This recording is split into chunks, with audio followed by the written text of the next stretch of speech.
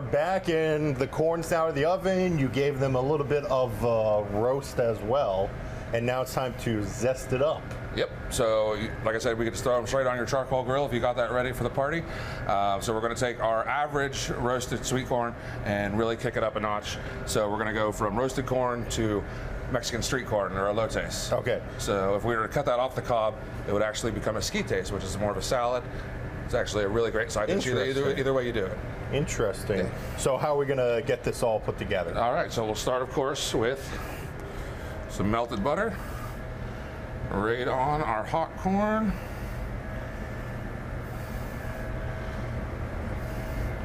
And really, you can kind of customize these. There's a million different ways to do elotes. You could do an herb butter, or here we have just some basic mayonnaise or Miracle Whip, whichever you prefer. You could do a chipotle mayo.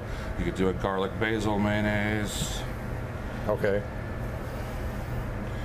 But this is the traditional way, is just plain butter, some mayonnaise, a little bit of salt and pepper, of course. And here's where the flavors really start to come together. Got a little bit of toasted chili powder. This is ancho chili powder. You could use chipotle if you like. And if you're a spice lover, a little bit of crushed red pepper. Okay, looking spicy already. Oh yes. And then traditionally, we would use a queso fresco here, but here in America, most of the time, we end up using a Parmesan, a grated, or otherwise. And that just adds a little bit of salty balance. And then we have a lime over here. Absolutely. So we're going to do a little bit of juice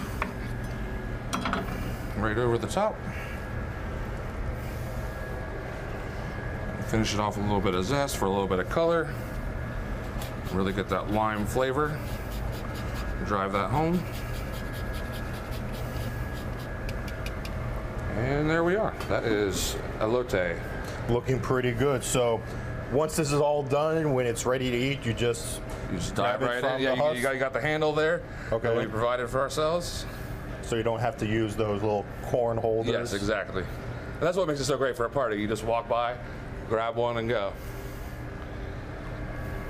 I really do like that lime flavor to it. Absolutely. It has it a really ties it all good together. kick to it, and then the paprika. Well, yeah, and then the crushed red pepper has that little bit of a spice that comes in a few seconds after the lime starts. Right. And some people were thrown off by the mayonnaise, but it's a binder. It brings everything together. Yeah. It does the same thing for a turkey sandwich that it does for an ear corn. It just makes it delicious. Make sure you have napkins because obviously this is going to get on your face. Yep. But overall, it is really good, Chef Jared. Thank you, sir.